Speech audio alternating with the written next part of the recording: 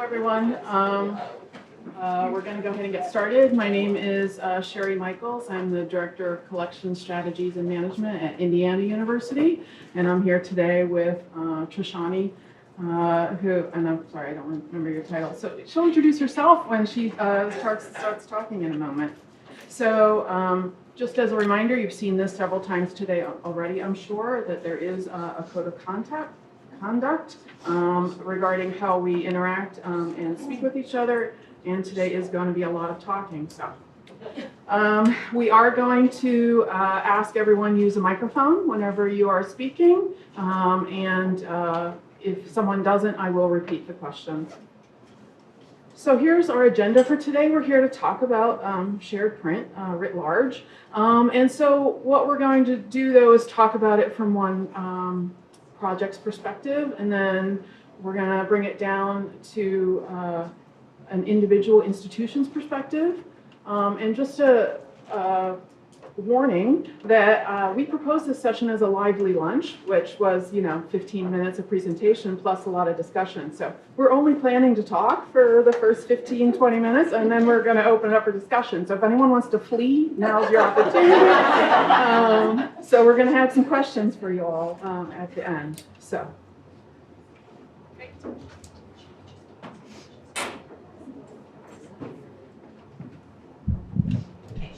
Can everybody hear me okay? Microphone's okay, great. All right, well, thank you, Sherry. Hello, everyone. I'm Trishani Pereira. I'm the Community Coordinator for Library Initiatives with the Big Ten Academic Alliance.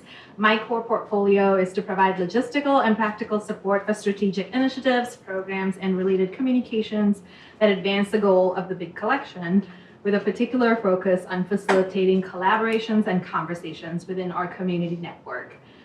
So I will begin by providing some context about the Big Ten Academic Alliance. We are 19, not 10 anymore. We're 19 research universities coast to coast. The vision of the Big Ten Libraries is to unify independent collections into a single functional entity, one that is shared, jointly managed, and fully networked. This initiative is our Big Collection, and print collections play a key role in building our Big Collection. Once complete, the Big Collection will be the third largest collection in the world, with over 150 million library holdings and combined spending of over $850 million. So we recently expanded from 15 to 19 research libraries.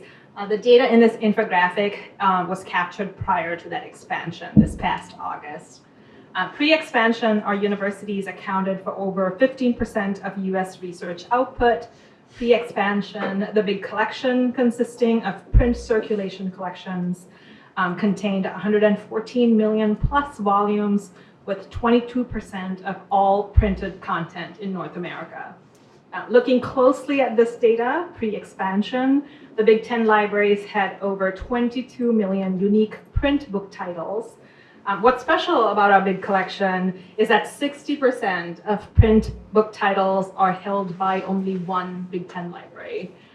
So the overlap is pretty sparse, actually. So only 6% duplicated in 10 or more libraries, and only 0.1% held by all 15 libraries. Our Big Collection work is guided by our North Star in order to advance a just, trustworthy, scalable, and sustainable open knowledge ecosystem, make open, more equitable scholarship our lead purpose. Shared print is part of our foundation. We have engaged in shared print repository management since 2012 with commonly held print journals and central commitments, allowing for independent local decisions. Over 10 years, the central commitments expanded to shared commitments, enabling coordinated decision-making at local level. The Shared Print Initiative began as a program in May of 2023. So what is our intention for the Shared Print Initiative? The initiative aims to expand by transitioning to a distributed, federated, networked archive, incorporating monographs alongside serials. The research libraries of the Big Ten Academic Alliance will designate locally held items for inclusion in the shared print collection, bringing them under joint stewardship under the Alliance. This stewardship involves both preservation and access, guided by shared print agreements that set the requirements for joint management. Joint management is a key part of the shared print collection. As we manage the collection together over time, we will incorporate a range of activities to grow the collection and improve access indefinitely. What is exciting about this shared print collection is the increasing value it brings to our members.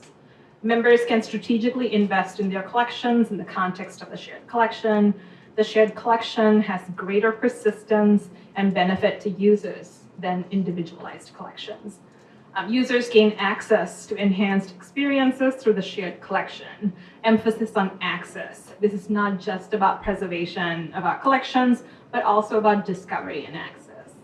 And also we take advantage of a framework for coordinating effort and gaining mutual benefit from our shared collection. So for the Big Ten Academic Alliance, all of this is in alignment with our North Star and the vision for the big collection.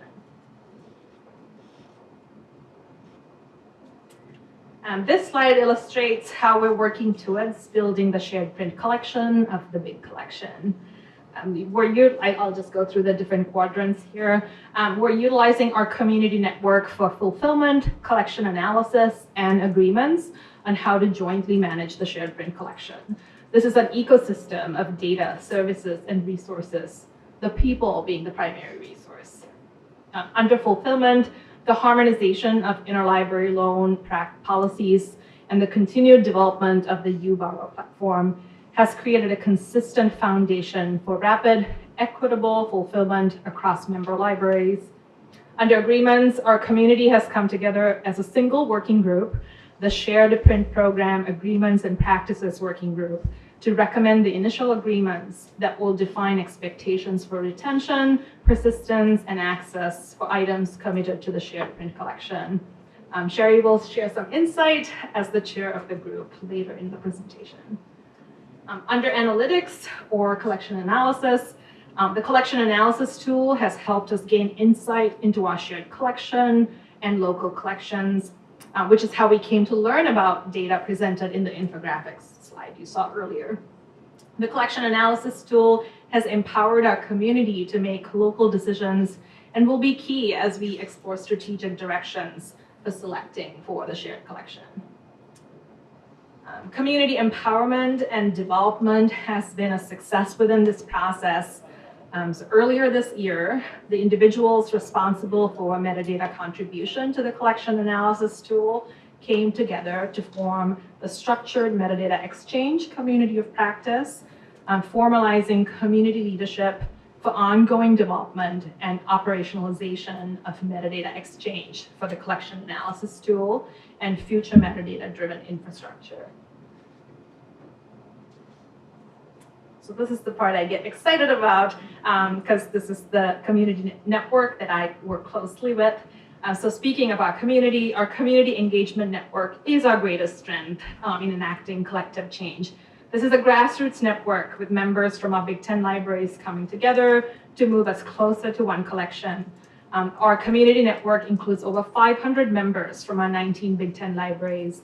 The community network and its diversity enables us to adapt and be more flexible as we work towards a shared vision. The groups come together for pilots and projects that eventually become strategic initiatives, enabling our groups to continue their work into the future. So this slide includes some of our community groups that are working towards building the big collection. The agreements working group, which I mentioned earlier, was formed last year to begin committing items to the shared collection using agreements, both collection-related and service-related. The group has recently presented their initial agreements for community input. All of these groups participated in the community input process. Input was open to anyone at an Alliance library, but these groups formed the core of our outreach. This slide summarizes where we're headed with the community network in the context of the shared print program. Communication is a big part of community engagement. We are working with a communications and marketing specialist, consultant, to thoughtfully create content and messaging targeting various stakeholder groups within the Big Ten libraries. So next steps for us will include socializing new language and frameworks around shared print in the form of white papers, organizing the community for initial selection of items according to agreements and using the collection analysis tool, working at scale, libraries select items from their collections for the shared print collection. Throughout this process, the community gains valuable insights and builds its capacity for the ongoing management of the shared print collection, deepening its understanding of this important community asset. As we move forward, our goal is to strengthen the community network to support governance, decision-making, and resource allocation, ensuring the sustainable stewardship of a distributed shared print collection. I am here as the community coordinator, but our collection expert is my colleague, Carla Streeb, who is the visiting program director for shared collections. So I've included Carla's contact information if you'd like to ask questions, offer feedback, or learn more about our shared print collection. And you can also learn more about the collection by visiting our website, which the link is available here.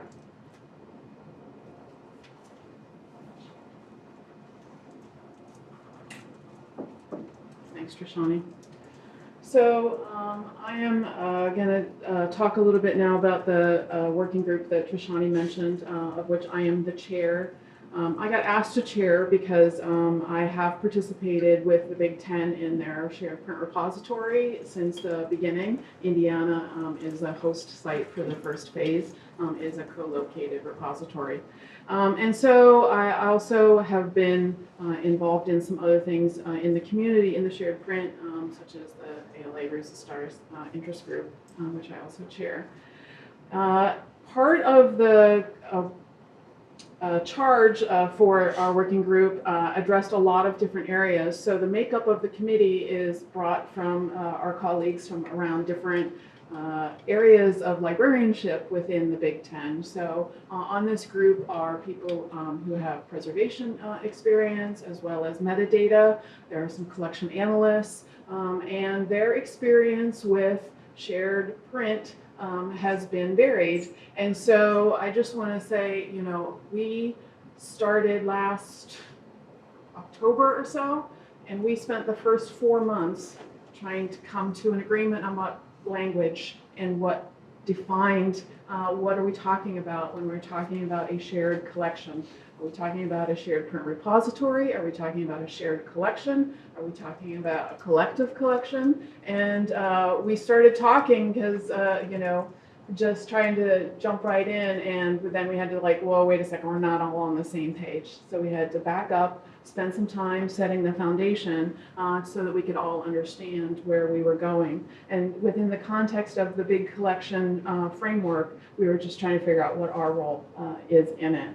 And so we spent some time talking about things, and we took a life cycle approach. And this was a hat tip to my colleague Heather and some others who wrote a couple of blog posts about incorporating shared print into the life cycle of collections to make it more sustainable. And that really resonated with us, and we really want to make sure that this is sustainable into the future. And so we want this to continue to grow and to develop. And so this is how we have structured our report. We did have a first draft that got out and went for some feedback. We are making some final tweaks and should finish it up yet this year. And so then that will go on to the library directors of the Big Ten for approval. So ultimately what we are proposing is a two-pronged approach to the collection. And so this is really where we spent a lot of time struggling to define what a shared collection in this context would mean. And so there are two shared print repositories that belong to the Big Ten already. Those are for journals, and they are co-located. One is at Indiana University, and one is at the University of Illinois. So we already have a large corpus of materials that we have committed to retain as a shared print repository. Moving forward, we're thinking about, well, we don't want to just have a repository, but you do need a repository in order to make collection management decisions about a shared collection. You need to have a core group of materials that are retained, and then you can make decisions and add services around those materials. So we are proposing, first of all, that we create a monograph distributed repository. So we're not going to move the books to Indiana. We are out of space. So we are going to have a distributed monographic shared print repository and bring those 3 repositories together into the first iteration of the shared collection. That shared collection will be jointly managed by the Big Ten. It will be made up of a group of people that are knowledgeable in all areas of collection management, and they will be the ones, so there'll be a governance group that will have joint management responsibilities over those materials. And then growing, further out, it will be part of this big collection. We're still trying to, talk regularly. Just last meeting, we were still having discussions about our charge and what does it mean to be part of a shared collection, like in this particular context, and where can we grow next. So that report will be coming out, and that is where we're at with the big collection. I want to take a moment just to talk about one institution's perspective, and so I'm going to talk about me. And so from Indiana University's point of view, we have really been thinking about where do we fit into the larger shared print landscape.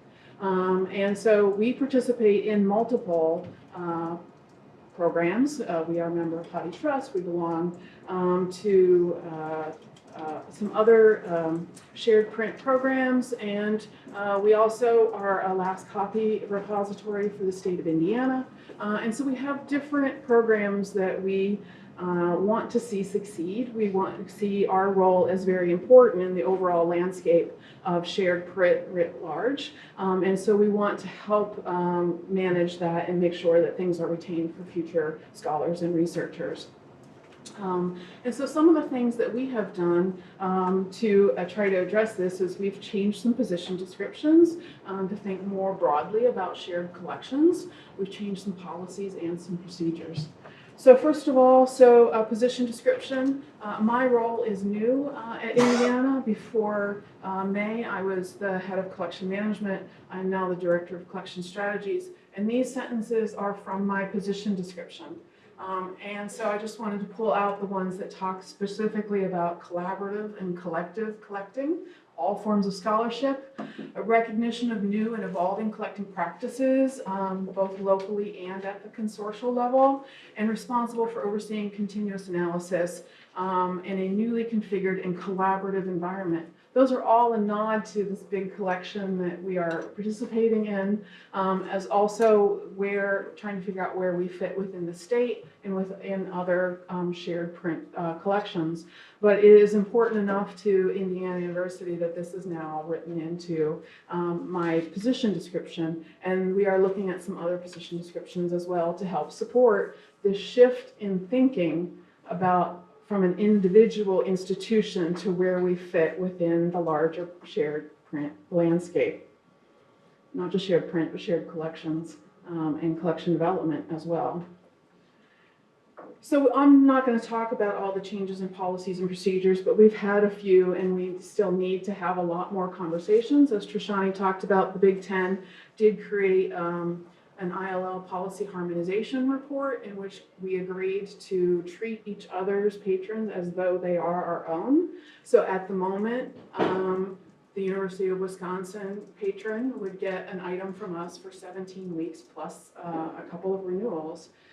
We don't treat our own patrons that well. So we need to have that discussion, how we want to change our own circulation policy so that we are giving the same service and keep that equitable across the Big Ten, but we don't do that at the detriment of our own users. So we still need to have those conversations, so we have not yet made that many changes, but we are having those discussions about what do we need to change now that we are thinking of this in a larger picture and where we fit into that particular project. And so I just want to say I was really inspired by the talk this morning from the woman from Lyrasis who talked about how to be deeply collaborative, and a lot of that resonated with me. If you missed it, there were 6 points, and there were a lot of things that we are thinking about within our own microcosm of the Big Ten, around shared values, shared vision, a lot of communication, lots of communication. And also the need for infrastructure in order to continue to develop all of these. And so this will be an ongoing project for a long time, not just in the Big Ten, but also at our individual institution in order to try to figure out where we can best contribute, how we can continue to develop our shared collections and shared understanding with organizations such as the partnership and other things. So we really are trying to think about what is our role in the bigger landscape and how can we best contribute to the overall good of retaining these things, because we're such a large institution and we know we need to help out in some of those areas. So that's all I'm going to talk about for now before we move on to the general discussion. Are there any questions about that first part of the?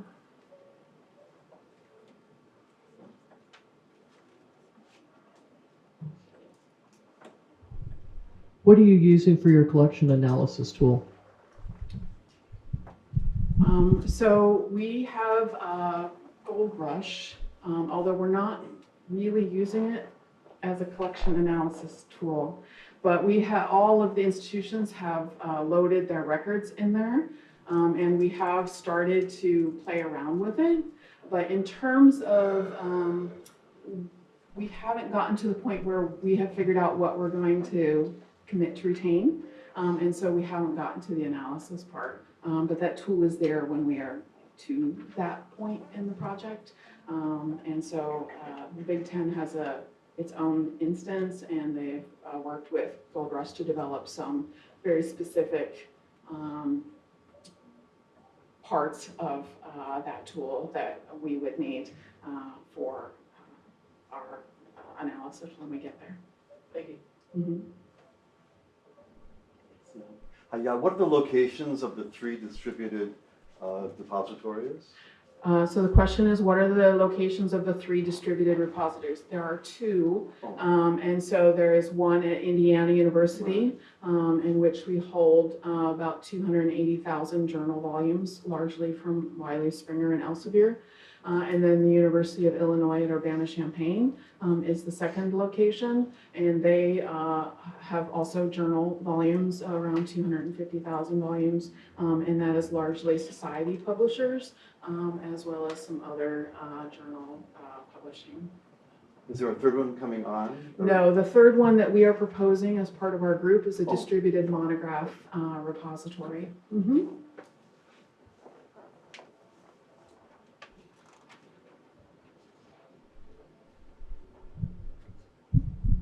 So many questions. So I'll start with one. So on one aspect, it's really great that you have this collaboration, right, in the Big Ten to help make these decisions and have this big collection, right? But I'm wondering how you're helping to disseminate that information throughout your organizations. Mm-hmm. I get that the working groups probably help, but I know in shared print or collective collections, we really struggle with everyone in the organization understanding the value and buying into this. And I'm wondering if you could talk a little bit about how you're doing that. Sure, that's an excellent question, and it is something that I think we're all struggling with, and it depends on the working group. There are some working groups within the Big Ten. There's an ILL directors working group, which used to be on it. And so that is a natural affinity group. And so whenever the ILL harmonization policy group was working, they had a real natural outlet to share and to get information and feedback. There are not such affinity groups in some other areas, and so there is that's a work in progress. I will say at IU, what we have done is I have put things in our newsletter telling people, hey, this new report that I'm the chair of this group, here's a draft, we'd love your feedback and to get your take on that. I reached out to specific individuals, and so like, hey, Spencer, can you read the metadata section and give me your feedback on the proposal here? And so we've done a little bit of that at IU. I'm not sure what some of the other institutions are doing, and then Trishani has been doing some stuff to create the community network. Yeah, I can.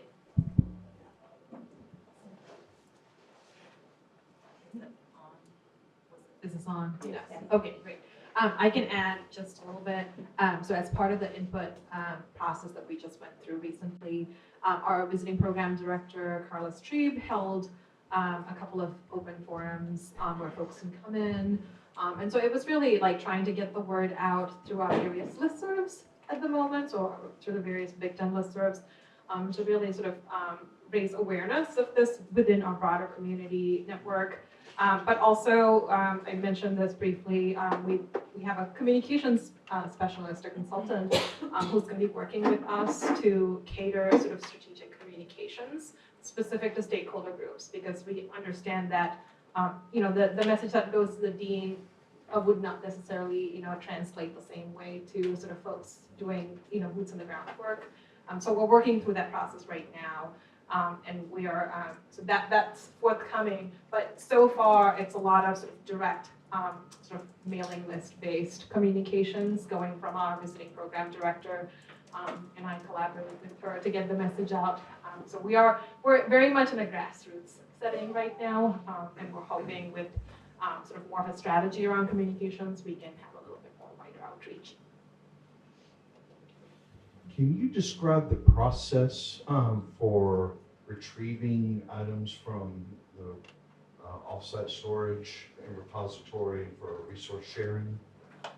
Sure. So Robots and minions and things like that? yeah. We have minions. I have 5. And so our auxiliary library facility is an offsite storage, high density facility. And we have, if you request the item by noon, Monday through Saturday, we deliver it the same day. And so that includes for interlibrary loan as well. We used to scan directly at the facility, but due to some staffing changes, we don't do that. We retrieve the material, bring it back to the ILL office, and they will scan those items. And so that's for journal articles. Because the Big Ten, we are the repository, we also loan those volumes to Big Ten partners. And so we will also loan those. And that is available to not only the main library at the Big Ten, but all of the branch and regional libraries. Because when, for example, Wisconsin sent us some volumes, we didn't want UW Green Bay to lose access, which they would have had if the volume had stayed in Madison. So we extended the loanability to all of the campus regional libraries as well. And so that is the way that it works, is we do have, there's a request mechanism within our catalog that just says request this. It gets to the ALF, they pull it, they deliver it to our ILL department, and then they will either scan it or loan it based on the request.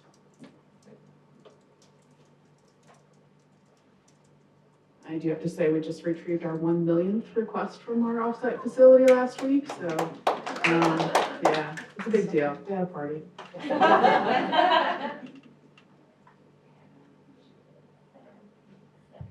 Sorry, me again. Go ahead. So you already have these existing repositories for serials, and you're building this new governance structure.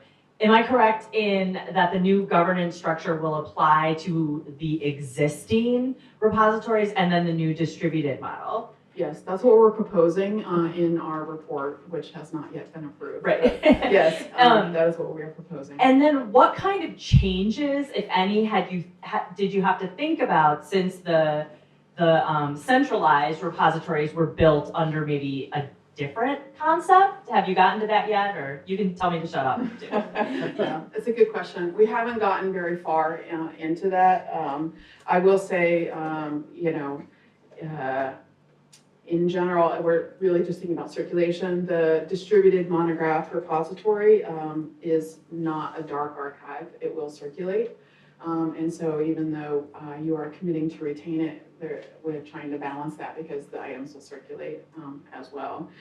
With the journals, they don't circulate quite as much. And so opening that up a little broader, but most people just want an article, so it's not usually an issue. I think in 10 years, we've had maybe 3 requests to borrow those volumes. So, but we haven't really got into some of those others about replacing a journal volume that may or may not be available for purchase anymore. We have addressed some of those in our report for monographs, but we have not yet expanded that out to talk about the journal part of the collection.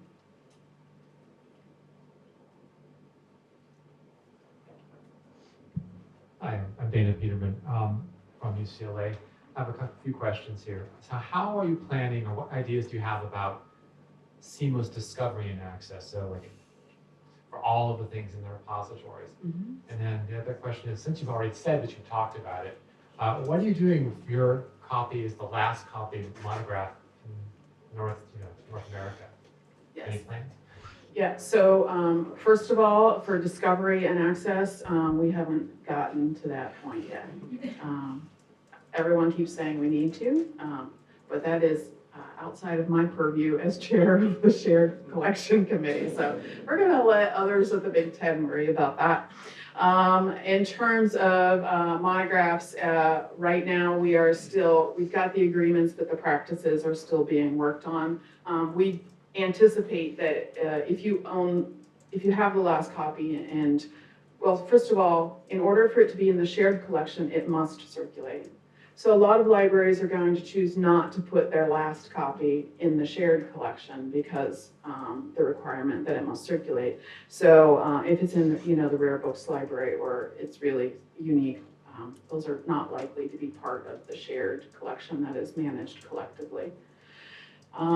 Outside of that, if it is part of that shared collection and it gets lost or damaged or missing, it will be the usual. You will attempt to replace a copy through purchase if you can. If not, you might ask another library to retain their copy instead because you have lost yours and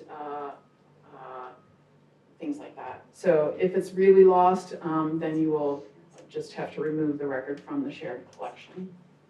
Any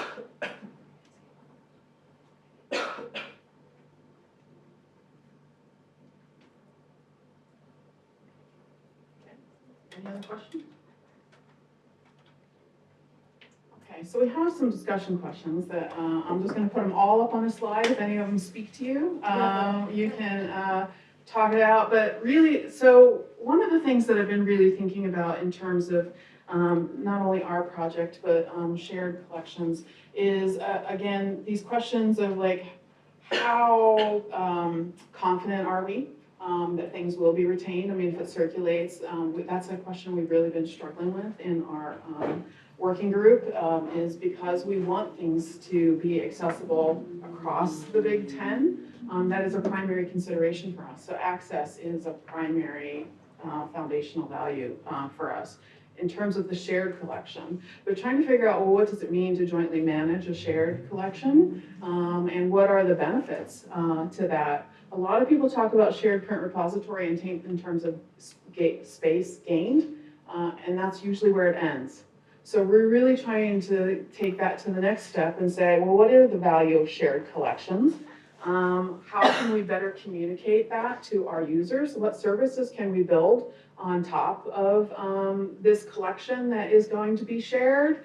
And so how can we better incorporate this into the life cycle so it's not just a couple of collection management librarians talking about this stuff, that it really is about how technical services staff and preservation staff and digitization staff can start thinking about how we can build on these collections that we are retaining.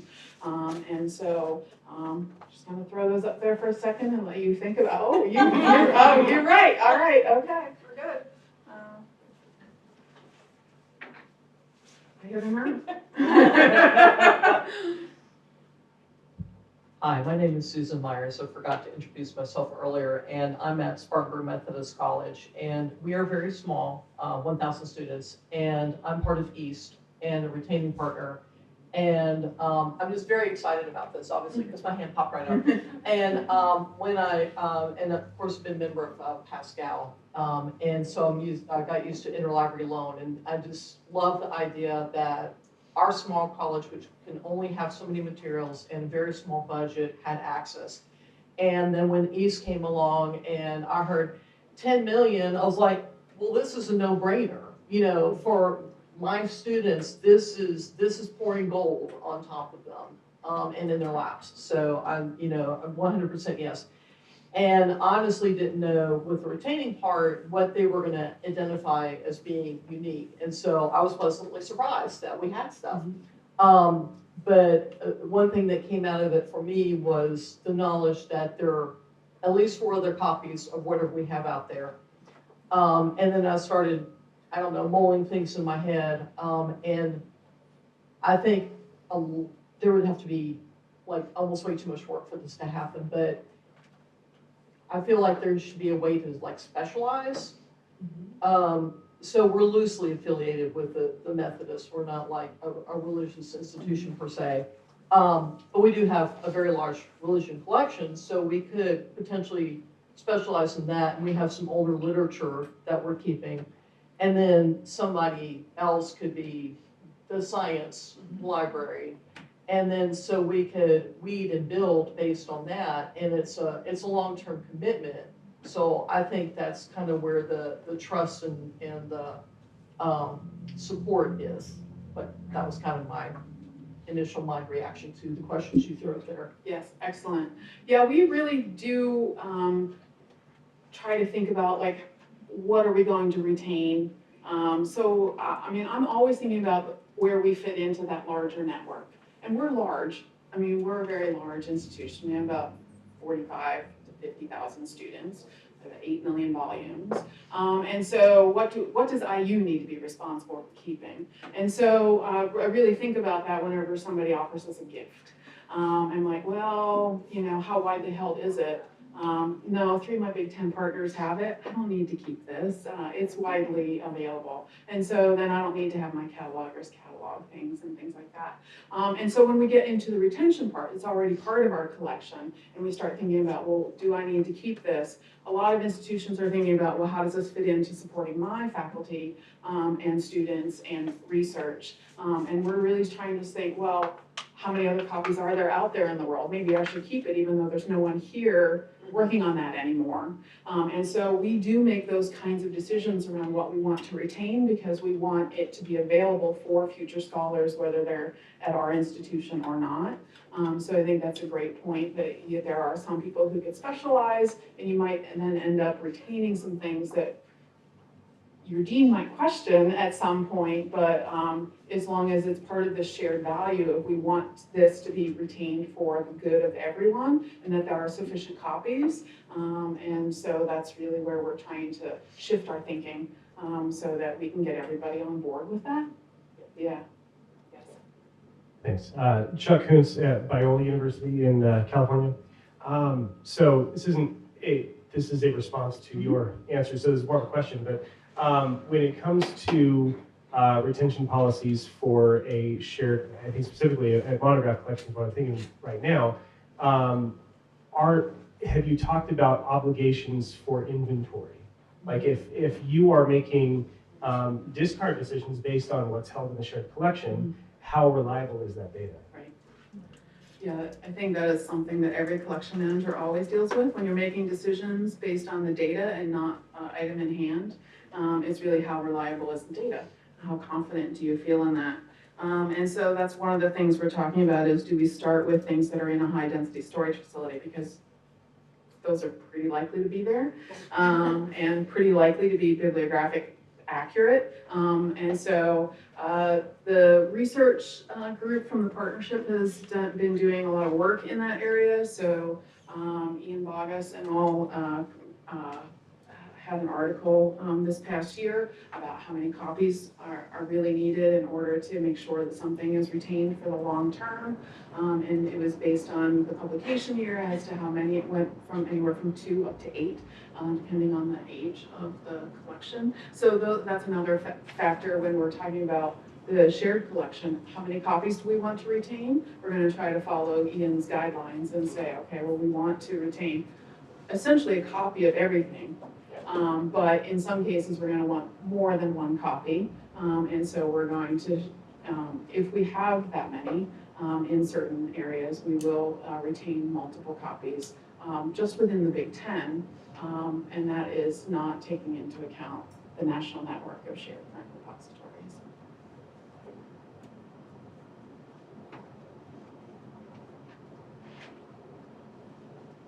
Go ahead, Heather. I was literally itching my head, but I do have something. So I'm so sorry. I'm Heather Walton, collection strategist at HathiTrust, but formerly shared print program officer, among other things, because we're at libraries, right? You can't just have one title. I think one thing that really resonates with me as we think about sustainability and working together that kind of gets at the topics that were just raised is, and Tina and I had lunch about this, is talking about sustainability in a way that, yes, makes shared print part of the entire life cycle, but really making shared print programs work together. Tina and I have tremendous, Tina East over here, another shared print program, humongous overlap of commitments, because at the time our shared print programs were starting, it was easy for a member from East or HathiTrust making commitments to us, making commitments to the other thing. And that's great, but do we really need 50 commitments on something spanning across the globe? And so I think going forward, to truly embrace the sustainability aspects and the value of shared print, it's really finding ways of what is the optimal number of copies? Where do they need to be located on the shelves? Have they been validated? Are they digitized? All those sort of things. And then helping people across the library community discover that data and actually make decisions. Because everyone is still really hesitant to make decisions unless it's a point of need, right? An immediate need. And so if we can start thinking ahead of those things and working together across the shared print community, I think that will really help people trust each other that we are working together for the better good. So you can have your unique collections and rely on everyone else for interlibrary loan, preservation, those kind of things. Yeah, excellent point, Heather. I think that is one of the things I've been hoping with, with the changes in the partnership, is that there would be more coordination across the programs. As we all know, data analysis is going to be the kicker on that. It's just so hard. So trying to figure out how we can get a national infrastructure to allow us to be able to do that and make some decisions, I think will be a key component of that. I want to go back to the very first thing you said, because I thought you were going in a different direction. And that is, one of the people on our working group really had a lot of really tough questions about where does this fit within the whole life cycle. And so, and then he wanted to really get into collection development, because we shouldn't all be buying 50 copies if we're only going to retain 3 on the back end. And so how can we better coordinate across the Big Ten for cooperative collection development? And that is a huge component of managing a collection.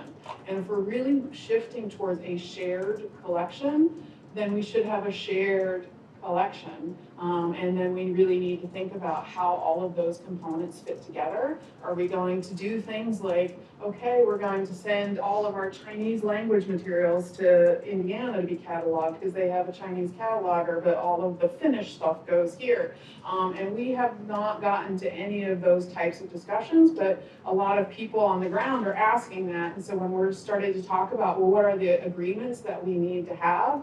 And they're like, well, I don't know. I need to know what's coming in. I need to know how that's going to impact what we retain on the backside. And so we're trying to limit our scope and try to like, no, let's just talk about it. Once it's purchased, we'll talk about the retention from there on. And so we had to cut off that, but there are definitely people on our working group that are really like, they're 3 steps ahead and we're really trying to think, well, how does a shared collection fit into our overall collection management plan? What do we need to keep for the long term? What are we going to digitize? Are there some, minoritized voices that we can bring to the fore and make sure that we definitely retain those or digitize those and things like that. And so we're really thinking about, well, what kind of things can we do with this shared collection other than allow somebody to throw away a couple of copies of something and gain some space? So what are the services that we can build on top of having this shared collection, and what is the benefit to having it be collectively managed in that way? Those are things we're still grappling with. So if anyone has any thoughts, I'd love to hear those.